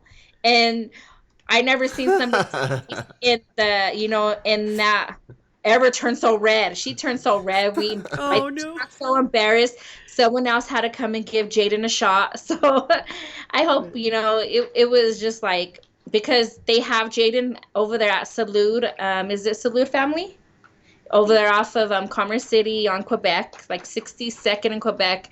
If there are people out there watching, that is a great source. The reason why I found Salud, actually, crazy story, I was looking for a wig.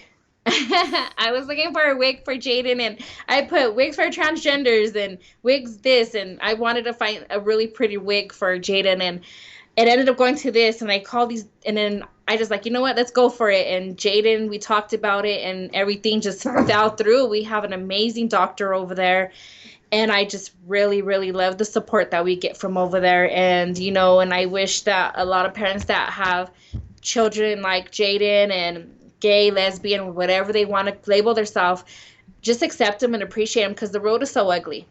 We ain't trying. who said as parents we're growing up to prepare our kids for the worst in the world? We were supposed to just let them grow, get a job, graduate, get a job, move out of our house, you know? And now we're preparing them from all the crazy sicko people in the world, and it's hard.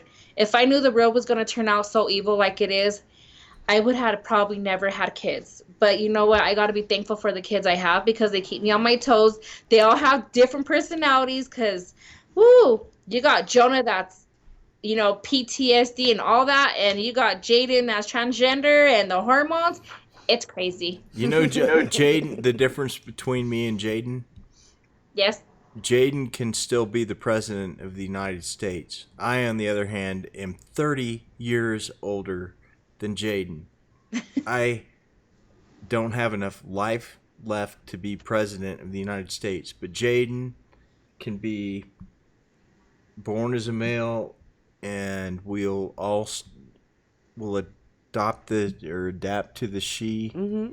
And Jaden is only 16 years old and can be the president of the most powerful country on the planet. That's what Jaden could do. Yeah. That's what I think. Anything she puts her mind to. Yes, and that's shooting for the best. We hope for the best for her, and well, that's not president. Yeah, shooting for the best. We're trying. Get in there. Aim lower than that. Just own a big company. Start a big weed company, Jaden. Well, absolutely tell her that we love her, and she has a huge can of ham. She has lots and lots of aunties and uncles and stuff that are there for her at any time she needs it. Yes, thank you. And I love to watch your guys' show. Thank you for having me. Thank you, Vicky. I just want to be like, look at this. I got my box. Oh, you got a Stash Logic box. Yeah. I love it. Nice. And it has our logo. Oh, yeah. You saw that one. We really enjoyed having him on. Yes. I really enjoy him, and I like him, and, you know, he's been... Oh, you want to go bigger? I got another one upstairs. This is preset on 420. And the actual... Your combination. Yeah, five. I see you. What did I decide it was? It was 358, I think I decided. It's in the... So 358, and then, yes, inside that... Oh, yours is a suitcase. Is our ghost. Yeah. Yeah, this is the new... what do they call it? The Aspen or the Silverton or? Oh, I forgot. But inside that is the ghost that we used to have to carry around in this big metal case. So now we have a Stash Logics box with a... Well, you got a suitcase and I got the wallet. That's the size. That's what I'm going to compare it to yours. I got the one in between, so... And this is Jonah's medicine. How good. My baby's medicine. Oh, that's perfect. Cream for his back, because I give him it on his back too to help him calm in. And yep, this is all him. So awesome. You put a topical on her back, and that helps, you know, with her Are we talking anxiety? About the same kid? No, Jonah. This is Jonah. This is the one with PTSD. Yes. Which is the one in the Asperger's spectrum? Jonah's the one that is going through so many stuff right now. You know, onto the cannabis is more. He has a lot of white lesions. They don't know where they came from in his brain, and we get spinal taps or MRIs every 6 months. He's on his third one next week, and we just got a spinal tap done, and every time he goes in, they draw like 12 vials of blood, and this is a 13-year-old boy. So. You know, and I got to give everybody the news from the spinal tap and blood work. Everything came back negative. They still don't know where his white lesions of his brains came from. He has, like I said, too many to count. Jonah does. Jonah is an inspiration for a lot of cannabis children that it does work. When we started off in 15, but in 2017, we were able to go up for the PTSD, and Jonah had just lost all his hair on top due to the antidepressants and everything, Prozac or whatever you want to call it. So Jonah, now he is gained weight. He has a head full of hair. He has hair so long on top it covers his face. I think with him losing his hair the way he did, he doesn't like to cut his hair no more. So I don't blame him. I just I'd gotta grow think. a man bun. And then I have a great support from the cannabis family of Jonah, because, those that know our story knows that a couple years ago we fought social service back to back twice, got reported twice, 60 days, 5 days in between, no report, and then boom again. And we won both cases. And so, we've been through a lot. So I gotta say, I had a lot of support from Terry Robnett, Stacy Lynn, come and support me over here and be liaisons for my family, because at the same time I was growing and learning about the cannabis. And now Jonah, next month, or this month, July, his third year cannabis, getting his red card. Nice. And that's something we are addressing this next year. I mean, we have activists have discussed it over and over again. Michelle Walker had an issue. And if we are, as adult cannabis patients, and then we have children in our lives, we don't want to have to risk our precious children, and there needs to be safeguards in place for families. And that is something I definitely want to make sure that we work on and address next year. Yes, and if anybody is listening that is legislative or anything that would love to collaborate, I would like to, when we were in session, they were having issues to understand how many parents like myself got reported with children that have a red card or a med card. And the reason why I got both my summaries, and the reason why it's hard to find parents that are being investigated because of the word marijuana with the child and them having a medical license, is because we're not under that. What we are under is under child abuse, child neglect. And that's why they call social service and they come out, because it's child abuse.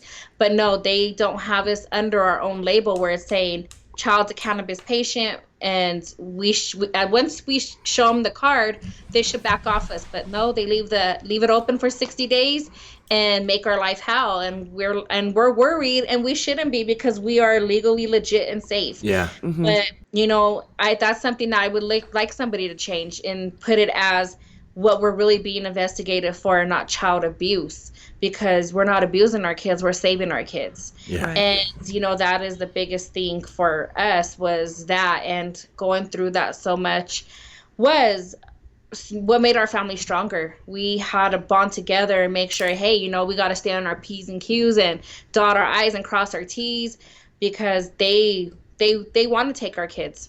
They want our kids on medication. They want our kids to be buying whatever. We got kicked out of our clinic because Jonah became a cannabis patient. So it is tremendously I'm excited for having the kids I do, because if it wasn't for them, I probably wouldn't be the strong person I am today.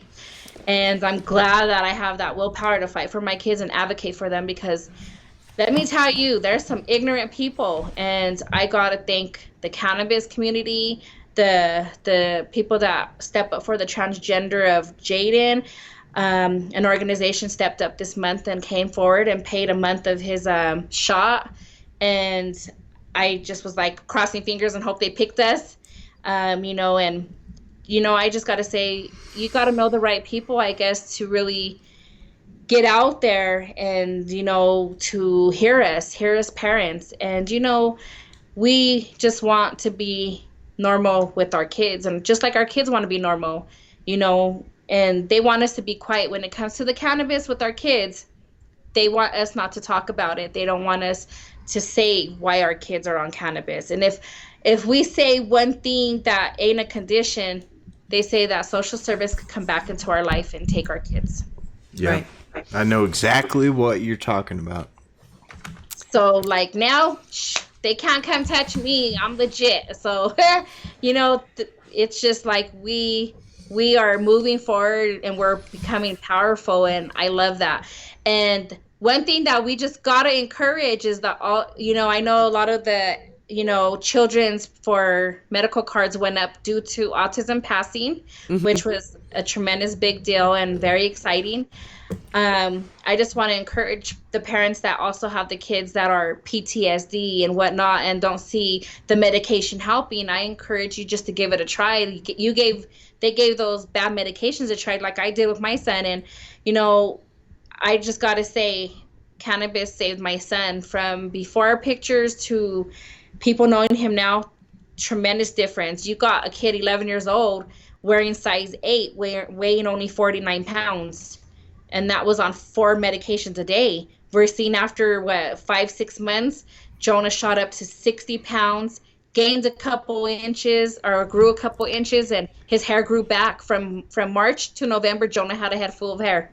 Nice. And when he walked into that room at the Capitol, his hair was completely bald skin. I remember that. Yes, I didn't even know people thought he had cancer, and I guess they didn't want to address me or ask me, but my son wasn't a cannabis or cancer patient. He was just suffering from the side effects from pharmaceutical drugs. I hear you loud and clear. I'm going through it right now. Julie can attest. We're not going to talk about it, but my personal life, I hear you loud and clear. It is a prominent part of my current life as I live it, is getting off of these pharmaceuticals. I'm turning into an albino. I'm turning into he has little, you can't really tell on camera, but little pigment spots. I'm losing all of my pigmentation due to blood pressure medication now. Oh, okay. It's but I it's fucked up to get off of these pills. It hurts. It really is. They tell you to, like, I was on Lamictal and they told you to check into a hospital if you're going to quit Lamictal, and I quit it cold turkey, and I'm lucky it didn't just kill me or just make me kill myself or it's messed up, these pills that they have us taking. They're not. We should opt first for plant-based medicines and fungi. And I advocate toads now. I've never tried DMT, but they need to allow us to try and treat ourselves first with natural medicines versus these pills. Well, we finally got a message from Marie. She goes, "Oh man, Jules, I'm so sorry. I forgot about the call. My day's been full throttle." All right, so we're not going to talk to people. So we're not going to talk to people. But we still did a twice-length show. Yeah. Well, I really appreciate you guys, and just keep my family, up and lifted in prayers and good vibes and all that, because there's always going to be somebody around the corner that's going to try to break us and hurt us and use words and whatever they want to tear us down. And I think that goes with any family that's dealing with the same issues as us, being to protect our children, and those parents that hear this and that are protecting their children and are, that 100% that, sergeant of their children. I really applaud you, because it's a lot of work. It's a lot of work. And, they didn't come with instructions. I wish. Oh my gosh, I say that all the time. You and I are such sisters. I mean, if it hadn't been for me having children with disabilities, I wouldn't have opened a daycare and become an advocate. And you kind of do the same thing, and I just love you so much. Oh, I love you too, and I'm really grateful for everybody, and thank you for, calling me about this topic. I really appreciate it, and Jaden's appreciated it as well. Jaden sat here the whole time and listened. Jaden just really, really does appreciate the support. And, I am very thankful for the love and support that we do get. And we have an amazing group around us. And, the ones that are negative, it's just that we keep them at a far. Jaden said, "Bitch, bye." I'm the type that lets Jaden, express really how he feels. And, I think he earned that title to, like, she. If he wants to say, she. If she wants to sit there and say, "Bitch, bye," then go ahead, Jaden, because you know what? He had to cut a lot of people out in the last year. Yeah. And she had to cut a lot of people out. But, I thought it would be harder than what it was, but it obviously, and I guess when you're doing it with love and you want to see your child really happy, then nothing or no obstacle could be in the way for us to ever be fully committed to Jaden's transformation and Jonah's cannabis journey. I'm just glad that God gave me these boys, and he must have thought I was a strong ass person, because I'm telling you, we went through some shit with this on both ends. And I gotta say, like, I just I just love everybody that's been there behind us all the way, and thank you guys for doing these kind of stories. And I really appreciate being on here. Thank you, Vicky Trujillo, and Jaden and Jonas. And thank you to everybody who has joined us today for a marathon 2-hour. And thanks, Julie, for setting this up. Renee, I'm sorry for saying yes, sir, to you earlier. Well, I mean, look at poor Vicky. She struggles. Well, we're learning. I just didn't have the right diagram in front of me, or the right. But I apologize for that. I've met 2 wonderful people and heard stories about a couple other wonderful people through Vicky, and I appreciate it. So thank you, everybody, for joining. Thank you. And as always, I'm Travis Lippert reminding you, if you don't get hemp here, get hemp somewhere.